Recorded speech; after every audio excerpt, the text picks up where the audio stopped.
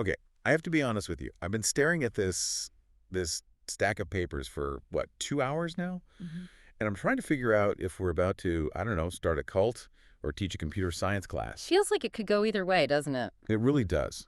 I mean, on one side, I have photocopies of the Nag Hammadi library. We're talking ancient Gnostic texts dug up in the Egyptian desert.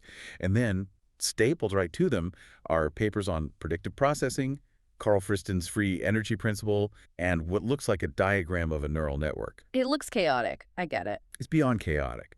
Usually when we do one of these deep dives, there's a clear theme. Today we're talking about supply chains, or let's explore the Roman Senate. This looks like someone dropped a theology textbook into a server farm. Well, that chaos, that apparent contradiction, is actually the whole point. It's the starting block for the entire discussion. So help me out here. What is the thread? What connects these things? Because if we're just going to mash up religion and tech to sound smart, I'm going to be the first one to call foul. And that's a completely valid concern. So let's be crystal clear right from the top. This is not a history lesson. We aren't here to lecture you on what people believed in the 2nd century. Good, because my ancient Greek is, let's just say, a little rusty. And just as importantly, this is not a religious discussion. We aren't trying to convert anyone. We're not talking about faith or salvation. Okay, and I'm guessing, based on these neural net diagrams, it's not strictly a philosophy lecture either, is it? No, not at all. The best way to think about what we're doing today is as an engineering analysis. Engineering. Okay, now you've got my attention, that word I understand. We are here today to demonstrate a specific tool, a method, really, for uncovering truth. The entire premise is this. Humanity has been staring at the exact same piece of machinery for thousands of years. And what machinery is that? The machinery of the human mind and its interface with reality. But here's the problem. Every culture that looks at this machine has written a different user manual. They all use different words, different symbols, different warnings. So the Egyptians see one thing, the ancient Greeks see another, and a coder in Silicon Valley sees a third thing entirely. They describe different things. That's the crucial distinction. They describe them differently because they're using totally different languages, different technical vocabularies. But the core insight we want to explore today is, what if they're all describing the exact same underlying structure? You mean? What if the machine beneath all those different descriptions is actually identical? So you're saying that if we could strip away the user interface, the cultural paint job, we might find that a mystic in 100 AD and neuroscientist in 2025 are actually troubleshooting the exact same circuit board. Exactly. And if we can demonstrate that, if we can prove it, we unlock a very, very powerful tool, a tool we're calling structural isomorphism. Structural isomorphism. Okay, all right, let's pump the brakes. That is a $20 word. I know iso means equal, like an isosceles triangle, something with equal sides. Right. Iso means equal or same. And morph comes from the Greek morphe, which means form or shape. So, same shape. Same shape, yes. But it's critical to understand we're using that in a rigorous engineering sense. This isn't about things just feeling the same. It's not a poetic metaphor. It's about two different systems having the same structural load paths, the same architecture, the same stress points. Give me the explain like on 5 version. Make it concrete. Okay? Think about a bridge. If you go to Rome and look at an ancient Roman aqueduct, it's made of stone arches, it's beautiful, it's ancient. If you look at a modern highway overpass, it's all reinforced concrete and steel I-beams. Right. They look completely different. One is, ancient aesthetic. The other is modern industrial. Totally different materials, different aesthetics, different eras. But if you sit down with a structural engineer, they'll tell you that the fundamental math that keeps them both standing, the way they handle compression, tension, and the force of gravity, is identical. The forces are the same. Because gravity doesn't care if you're wearing a toga or a hard hat. Precisely. Gravity is what we'd call an invariant constraint. It's a non-negotiable part of the system. It forces any viable structure to take on a specific shape or a limited set of shapes if it wants to stand up and not collapse. Okay, I see where you're going with this. What we're arguing today is that the human mind has its own kind of gravity. It has invariant constraints. And because of those constraints, any system that accurately describes the mind, whether it's a myth from 2,000 years ago or a research paper from MIT today, will inevitably end up describing the same fundamental shapes. So we're not just comparing stories. We're looking for the gravity of the mind. We are, and the promise we're making is that by the end of this hour, we want to hand you, the listener, a new kind of lens.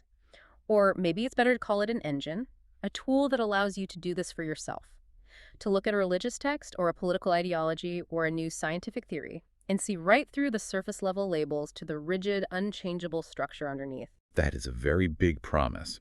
But before we even try to fire up this engine, I think we need to clear the deck.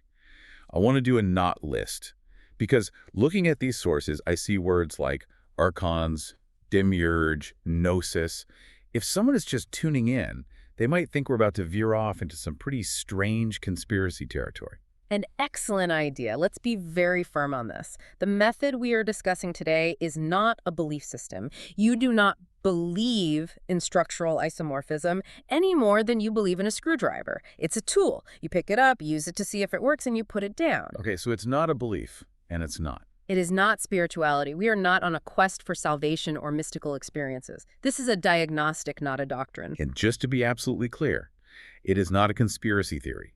We aren't about to start looking for secret messages hidden by the Illuminati in ancient texts. Absolutely not. In fact, it's the opposite of a conspiracy theory. We aren't looking for hidden codes. We are looking for public, observable patterns. We're not interested in the story someone is telling.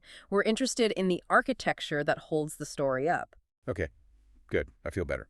So, to even begin to see this architecture, we have to tackle the biggest barrier first, which is language. The sources you brought talk about something they call the translation error. This is the first hurdle, and it's where most people get stuck. We all live in a very specific time, and because of that, we use a very specific register. Register. You don't just mean like a tone of voice. No, I mean a technical register, a specific set of vocabulary that experts in a field use to describe the mechanics of a system. For example, if you go to a hospital today and say, "Doctor, I'm suffering from a profound melancholy of the humors," they're going to look at you like you're completely insane. Right. They'll probably call security. They want to hear words like major depressive disorder or hormonal imbalance. Exactly. Depression, dopamine, cortisol, predictive processing.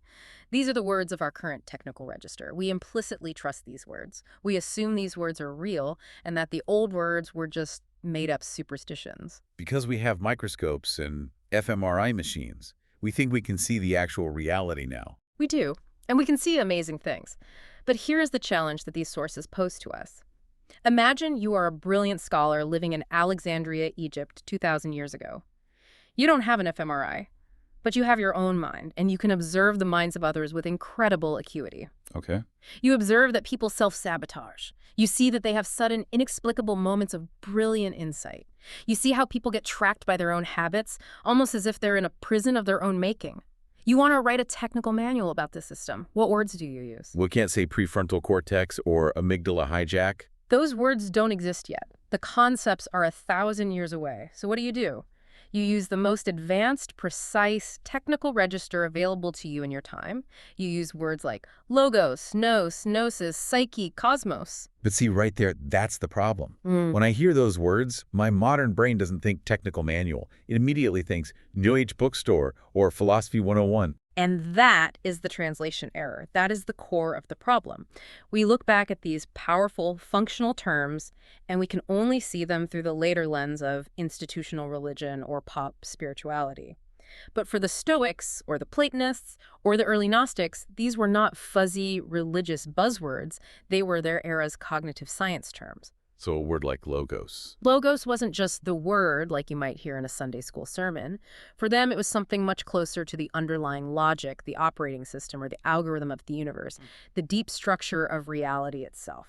And when they used the word psyche, they didn't mean a ghost in the machine. They meant something more like the total cognitive structure, the operating system of a person. That's a much closer approximation, yes. The entire system of consciousness. And the sources give us a fantastic case study to prove this point, to show how technical terms get degraded over time. Let's look at two specific words, gnosis and noesis. Let's do it, because gnosis in particular carries a lot of baggage. You know, Dan Brown novels, secret societies, people in robes chanting in basements. Right. The pop culture version of gnosis is secret knowledge. It's treated like a password you learn to get into heaven or some bit of trivia the Illuminati is hiding. But if you look at the etymology, the original Greek gnosis describes a function. It simply means knowing. But, and this is the important part, it means a specific type of knowing, direct apprehension. direct apprehension. What does that mean in practice? Think about the difference between reading a book that describes in perfect detail what an orange tastes like and actually biting into a fresh orange. Okay, reading the book is, it's just theory, right? It's abstract information. It's propositional knowledge. It's knowing about something. Biting the orange is gnosis. It is the direct cognitive interface with the reality of the thing. There is no filter of language or description. You know the taste because you are directly experiencing it. It's integrated data. So it's not magic. It's not a secret. It's just high-fidelity, first-person experiential data. It's the mind achieving a state of total data integration. Now let's look at its partner term, noesis. Or sometimes you'll see it as gnosis. This is often translated very dryly as intellection or understanding. Which sounds incredibly boring. It sounds like studying for a test. It sounds boring until you map it to the actual mechanism it's describing. Noesis is the act of the mind grasping a concept. It's the processing power lighting up. It's the mechanical event of figuring something out, the aha moment itself. Oh, I see. So if gnosis is the fully integrated data, like knowing how to ride a bike, then noesis is the wobbly, frustrating, and then suddenly brilliant moment where you finally figure out how to balance. That's a perfect analogy. Gnosis is the state of knowing. Noesis is the process of getting there. So in their ancient register, they were building a detailed map of how the mind processes reality. They had terms for the data state and the processing event. But what happened over centuries is that institutions, churches, empires, governments came along, and they stripped these functional terms of their mechanical meaning. They froze them. They turned procedures into beliefs. That's a killer line, and it's exactly right. They turned a verb into a noun. They took a description of a process and turned it into an article of faith you had to accept. It's like, imagine if 1,000 years from now, archaeologists found a server manual from today. Okay. But they've lost all context. They don't know what a server is. So they read the instructions. First, establish a secure connection. Then, verify the handshake protocol, and they assume it's a sacred prayer. They don't know how to turn the server on. They just chant the instructions because they've become holy words. That is a terrifyingly perfect analogy. And we're living in the ruins of a technical manual that got turned into a hymnal. That's the argument. And our job today is to try and reverse engineer it, to take these frozen beliefs and see if we can turn them back into living procedures. Okay, I'm sold on the mission. Let's get to the machine. Let's get to this isometric Rosetta Stone you've laid out. This is the core of our deep dive. We are going to perform a structural overlay. We're going to take 7 key functional components from the ancient mythological map of the mind and see if they fit perfectly onto the modern cognitive science map. And again, I'm going to be the skeptic here. I'm not interested in close enough. I don't want a poetic metaphor like the mind is like a garden. Yeah. I want to see precise structural matches. If you say it's an isometric fit, it has to click into place perfectly. I welcome the skepticism. In fact, the entire method relies on it. If it doesn't click, if it feels forced, we have to throw it out. It's pass-fail. All right, let's walk through the machine. Structure number 1. What's the first function? Let's start with the most fundamental piece of the system, the interface. The interface. So the function is the system that simulates reality for the user. It's the screen we see inside our heads, the operating system, the graphical user interface, the thing that is allowing me to perceive you and this room right now. Exactly. In the ancient register, specifically in the Hellenistic and Platonist traditions, this was called the nous. Nous. N-O-U-S. I've usually seen that translated as mind or intellect. And those translations are far too vague. They don't capture the technical meaning. The nous was often described much more specifically as the eye of the soul, but not an eye that passively receives light. It was an eye that actively organizes chaos into intelligible forms. It projects order onto the world. Okay, projects order. That still sounds a little poetic. Let's get to the modern isometric match. What are we overlaying this on? The modern direct match is the concept of the predictive model or the self-simulation. This comes directly from modern neuroscience, particularly the work of people like Carl Friston on predictive processing. Okay, we need to unpack predictive processing because I think most people, myself included, have a very intuitive but wrong idea of how perception works. Yeah. We think our eyes are like little video cameras. I look at a coffee cup, my eyes take a picture and send that picture to my brain, and my brain sees the picture. That is the intuitive, common sense view, and it is almost entirely wrong. Wrong how? Well, think about it. Your brain is trapped inside a dark, silent skull. It has no direct access to the outside world at all. None. All it ever gets are noisy, ambiguous electrical signals coming from your optic nerve, your cochlea, and so on. Just raw data streams. Exactly. And it's a massive amount of data. If your brain had to consciously process every single pixel of visual data in real time, every sound wave, every sensation, it would probably overheat and crash. The computational load would be impossible. So what does it do instead? It cheats. It runs a simulation. It builds a predictive model of what it expects to see based on past experience. It literally projects a coffee cup onto your visual field. It's a controlled hallucination. Wait, so I'm not seeing this cup. You are seeing your brain's best guess of this cup. It only uses the actual sensory data coming from your eyes to correct the errors in its prediction. The signals from your eyes are not the movie. They are the error report that helps the brain refine its ongoing movie. You aren't seeing the world. You're constantly comparing your model of the world to the sparse data you're getting from it. So I am essentially hallucinating reality, and my senses just keep that hallucination in check. You are enjoying a controlled hallucination, yes. Now let's look back at the Nous. The ancients said the Nous projects forms onto undifferentiated matter. They argued that we don't see the true essence of things, we only see the forms that our Nous is capable of creating and imposing on the world. Wow, okay. That clicks. That's not a metaphor. That's a description of the same mechanism. Yeah. So when they talked about things like cleansing the Nous or having a clouded Nous, They were talking about recalibrating your predictive model. If your model is corrupted by trauma or bad information, if you expect enemies everywhere, or if you expect to fail, you will literally see a world full of enemies and opportunities for failure. Your simulation will overlay threat and negativity onto neutral data. that is actually kind of terrifying. But it makes perfect structural sense. The Nous isn't some mystical spirit, it's the rendering engine. It's the rendering engine, exactly. Okay, so we have a projector, a rendering engine. But a projector implies someone is watching the movie. Or even better, someone who thinks they are the director of the movie. This has to lead us to structure number 2. This is perhaps the most controversial and fascinating one, the generative center. The ancient term is the Demiurge. The Demiurge, right.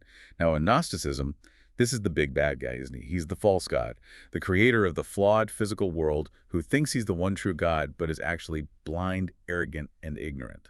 That's the myth. And on the surface, it sounds like pure theology, a cosmic battle between a good god and a bad one. But let's use our engine. Let's ignore the story and look at the function. Who is the blind creator inside your own head? Who is the localized sense of self, the little voice that narrates your life and constantly claims, I did this? I'm thinking, this is my story. That would be my ego. The modern isometric is the ego model. Wait a second, hold on. You are saying that the false god of ancient mythology, this cosmic tyrant, is actually a precise map of the human ego. Just look at the characteristics the Gnostics assigned to the Demiurge. 1. He creates a world, a copy of a higher reality, but it's a flawed and imperfect copy. Okay, my ego definitely creates my personal narrative, my story of the world, and it's definitely flawed. Check. 2. He is profoundly ignorant of the higher realms he came from. He doesn't know what's really running the show. Well, my ego is totally ignorant of my unconscious mind, my biology, my hormones, all the things that are really driving my behavior. Check. 3. He is jealous, angry, and defensive when his authority is challenged. He demands worship and obedience. That sounds exactly like a narcissist, or frankly just me when I'm stuck in traffic and someone cuts me off. My ego feels personally attacked. Check. And 4, his most famous line, which he screams at the cosmos, is, I am God, and there is no other God before me. That is the fundamental declaration of the ego, isn't it? The feeling that I am the center of the universe, that my consciousness is the only real consciousness. It's a perfect description of what modern psychology calls the selfing process. The ego is a program that constructs a model of reality where it is the central protagonist. It tries to control everything, it generates endless drama, and it actively ignores the fact that it is just a tiny subroutine running on a vast biological and cosmic operating system. It thinks it's the CEO, but it's really just a slightly panicked middle manager. So the Gnostics weren't necessarily bashing the God of the Old Testament or any specific creator god. They were diagnosing a universal psychological condition. Some scholars, and this model, would argue they were doing exactly that. They were creating a cautionary tale, a warning for your own consciousness. Be careful. Do not trust the voice in your head that claims to be the king of the universe. That voice is a blind, arrogant craftsman. It builds a flawed world, and you are living in it. A flawed world. That's the life of the ego right there. Yeah. Full of drama, projection, anxiety, defensiveness. It is. The Demiurge builds a copy of eternity, but it's a bad copy based on time and suffering. The ego builds a copy of reality, but it's a bad copy, hopelessly biased by fear and desire.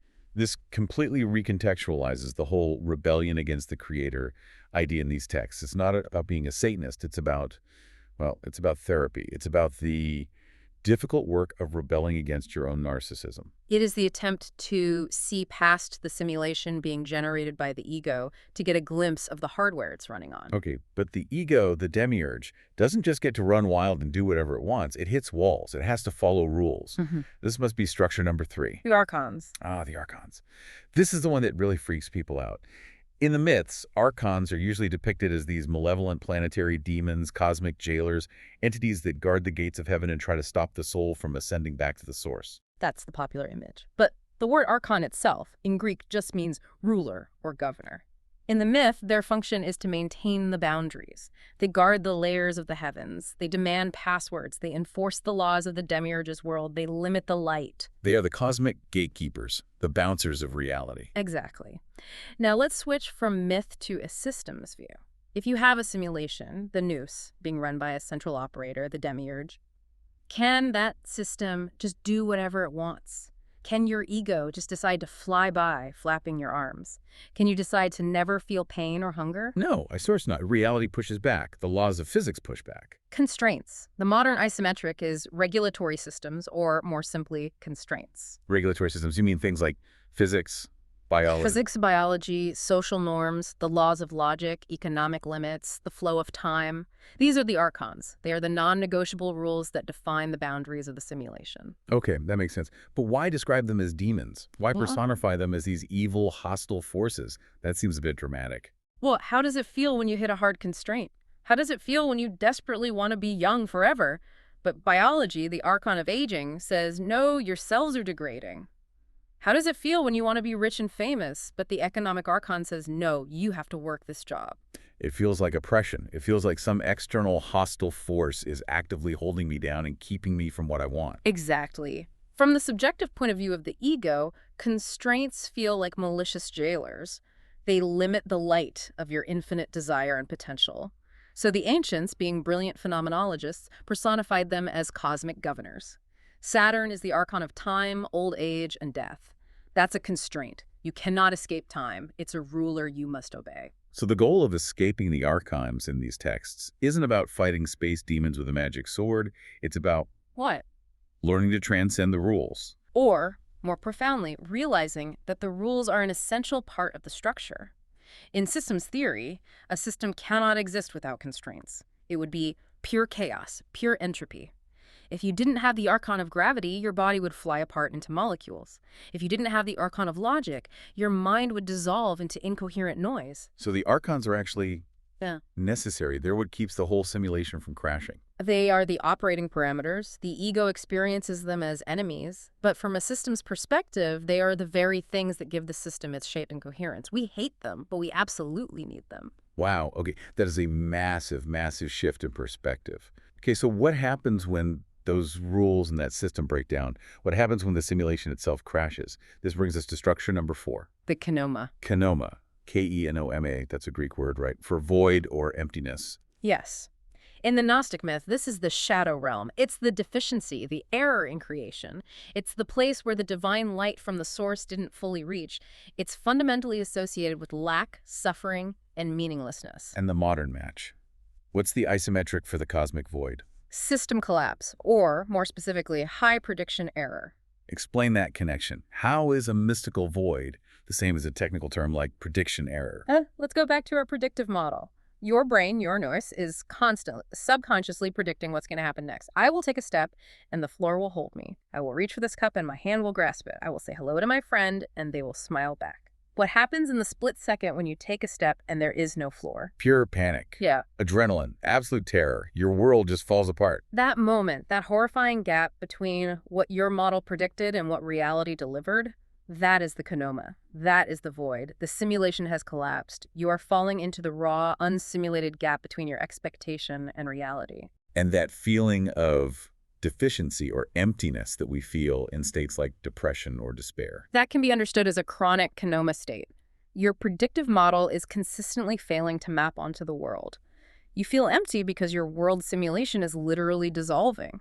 Your brain is failing to generate a coherent, meaningful model, so all you experience is the error signal, the void. It's a 404 error in the soul, page not found.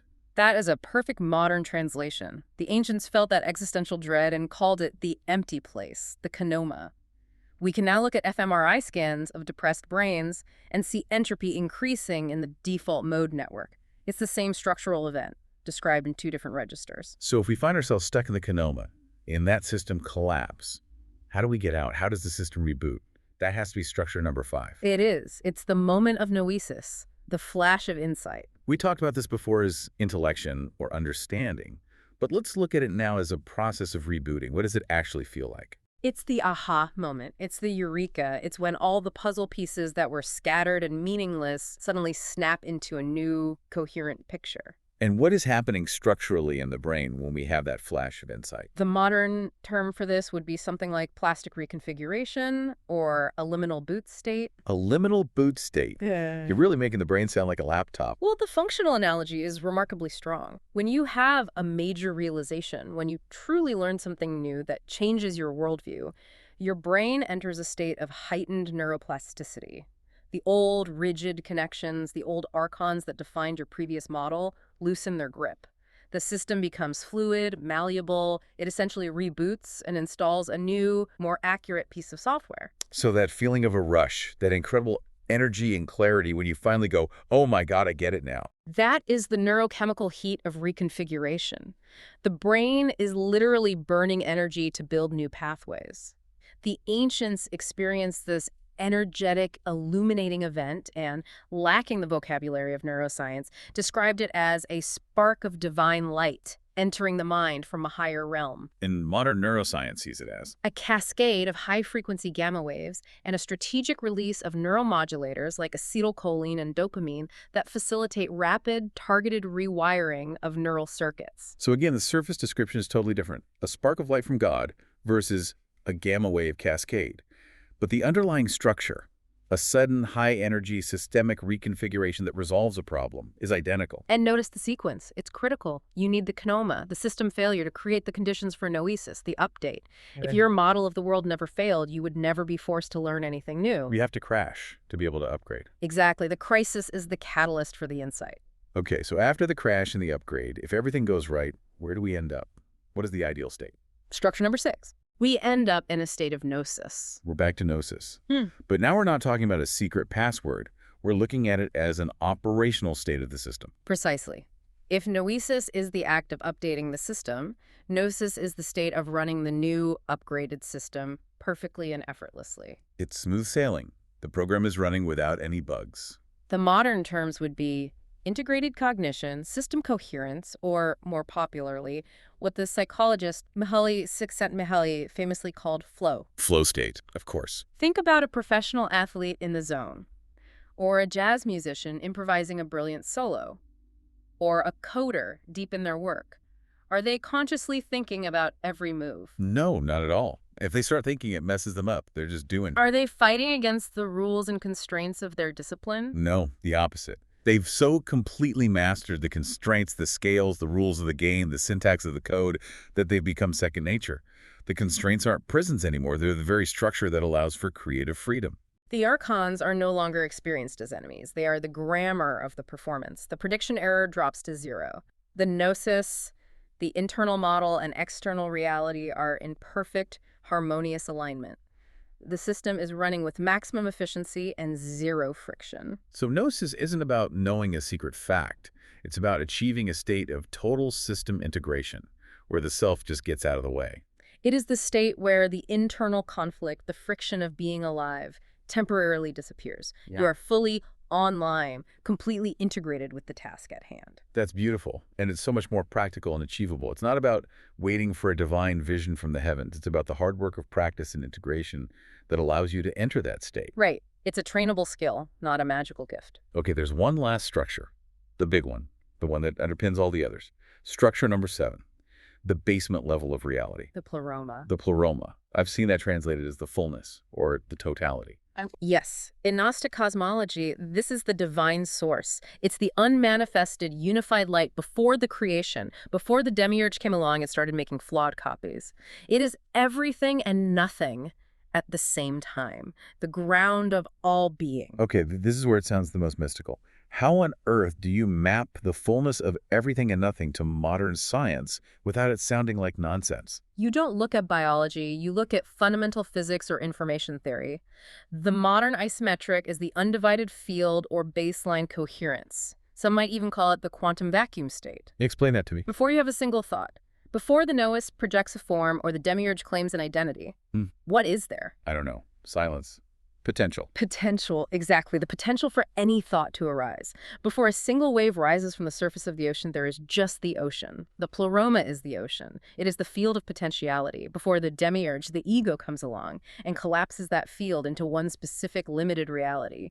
Me versus you, this versus that. So the pleroma is the blank canvas. It's more than that. It is the canvas, all the possible colors of paint, and the painter, all existing as a unified whole before the act of painting begins. It represents the fundamental unity and coherence of the system before distinctions and boundaries are made. And in the Gnostic view, the ultimate goal was to return to the pleroma. To return to the source. The spiritual path was about realizing that you are not the temporary flawed wave, the ego. You are, and have always been, a part of the entire ocean. Which, once again, maps perfectly onto modern psychological and contemplative concepts of non-dual awareness or ego dissolution. It's the same goal described with a different vocabulary. It's the exact same map. Let's just quickly recap the 7 levels we walked through. Gnos, the projector, is the predictive model. Demiurge, the flawed creator, is the ego model. Archons, the rulers, are the regulatory constraints. Kanoma, the void, is system error and entropy. Noesis, the spark, is neuroplastic reconfiguration. Gnosis, the knowing, is integrated cognition or flow. And pleroma, the source, is the baseline field of potential. When you lay it out like that, one after another, it's not a stretch. It's a one-to-one fit. It's undeniable. We are literally looking at a kind of systems archaeology. We are, and what this proves, I think, is that the human mind has a specific, non-arbitrary shape. The ancients didn't just make this stuff up to tell spooky stories around a campfire. They were intrepid explorers. They journeyed into the cave of their own minds, bumped their heads on the stalagmites, and gave them names like Archons. We came along later with our own tools, bumped into the very same stalagmites, and named them regulatory constraints. Different labels. Same damn rock. Same rock. Every time. Okay, so this brings us to the tool part of this deep dive. We've done the breakdown. We've shown the overlay. But you mentioned earlier that we need to formalize this process. We need to actually name this engine that we've just been using. Right. Because once you learn to see this way, you can't unsee it. You start applying it everywhere, to everything you read and hear. You need a handle for the method itself. The name you've proposed in the notes is the Structural Isomorphism Engine. It is a bit of a mouthful, I admit, but it's precise and accurate. Structural, because we're looking at architecture, not story. Isomorphism, because we're looking for one-to-one shape matching. And engine. Why engine? Why not lens or method? Because it's an active, generative process. It's not passive. An engine takes in fuel and produces work. This engine takes in information from different domains and produces a deeper understanding. You don't just stare at isomorphism. You actively run ideas through the engine. You take a concept, let's pick a new one, say sin, and you feed it into the engine, and you ask, what is the structural isometric of sin? Okay, let's try it live. Sin, what's the function? Well, in most traditions, what is the function of sin? It's an action or even a thought that separates you from the source, from God. It causes suffering for yourself and others. And it's almost always a repetitive, compulsive behavior that you can't seem to stop even though you know it's bad for you. So it's a feedback loop that has gone wrong, a maladaptive pattern. Addiction. Exactly. Sin is the ancient register's term for maladaptive patterning or systemic error loop.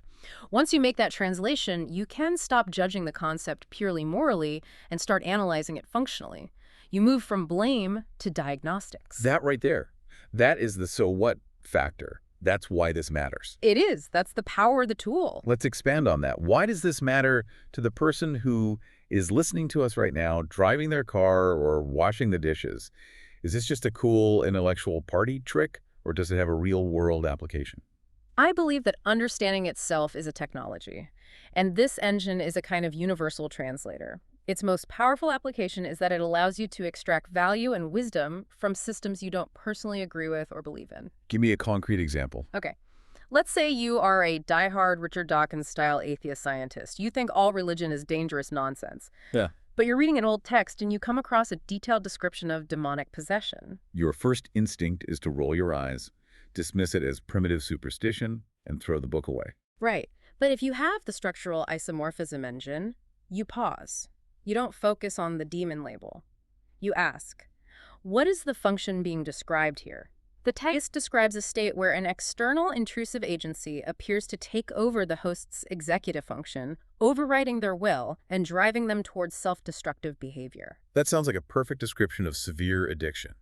Or maybe a psychotic break where you have intrusive thoughts you feel aren't your own. It creates the exact same behavioral output. So instead of dismissing the ancient text on, say, exorcism, you might look at it with new eyes and say, wait a minute, this is a detailed pre-scientific protocol for treating what they perceived as intrusive agency.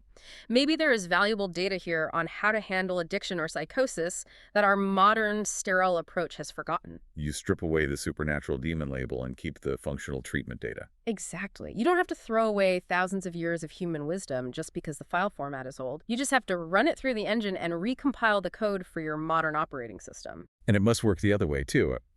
Say you're a deeply spiritual person, and you hear a scientist on TV talking about how humans are just chemical scum and all our actions are predetermined by the laws of physics. Instead of getting offended, you run it through the engine. You ask for the isometric. And you might realize that when they talk about the inescapable laws of cause and effect, they are simply describing the Archons in their own language. You realize they're exploring the intricate machinery of God's creation, even if they refuse to use the word God. it just lowers the temperature of every debate. It turns a potential argument into a collaborative translation project. It creates a bridge. And my God, we need bridges right now. We are drowning in polarized information, but we are starving for integrated wisdom. We have all the scientific facts over here, and we have all the ancient myths over there. And for the most part, they aren't speaking to each other. This engine connects them. It connects them at the deepest possible level, at the structure. At the universal wall. The underlying structure of reality doesn't care what you call it. It just is. And any honest investigation, whatever its starting point, will eventually bump into it. You know, this has been an incredibly dense hour. We've covered a lot of ground, from ancient Egypt to modern neuroscience. But I honestly feel like I have a new pair of glasses on. That's the entire goal. I'm thinking about the listener who's going to turn this off in a few minutes and go back to their job or their family or scrolling through their news feed. What's the final invitation to them? How do they start using this? The invitation is to become a systems archaeologist of your own life, to stop getting stuck on the surface of things. When a politician gives a speech, when a priest delivers a sermon, when a tech CEO unveils a new product, don't just listen to the words, to the labels. Look at the shape of the system they are offering you. Look for the load paths, not the paint color. Precisely. Ask yourself, is this a Demiurge building an alluring but flawed fantasy world? Is this an Archon trying to impose a new set of limiting rules on me? Or is this just maybe a genuine moment of Gnosis, a spark that's offering a new, more coherent way to see the world? Use the engine. Use the engine. We started this hour with a completely confusing stack of papers. Gnostics, neuroscientists, philosophers, and it turns out they were all sitting in the same room the whole time, just pointing at the same elephant from different angles. And arguing about whether it was a snake or a tree trunk. It really highlights that truth isn't something you invent or believe in. It's something you bump into, something you discover. And that leads us to the only conclusion that really matters in the end. What's that? Truth is not what a system says. Truth is the structure it cannot escape.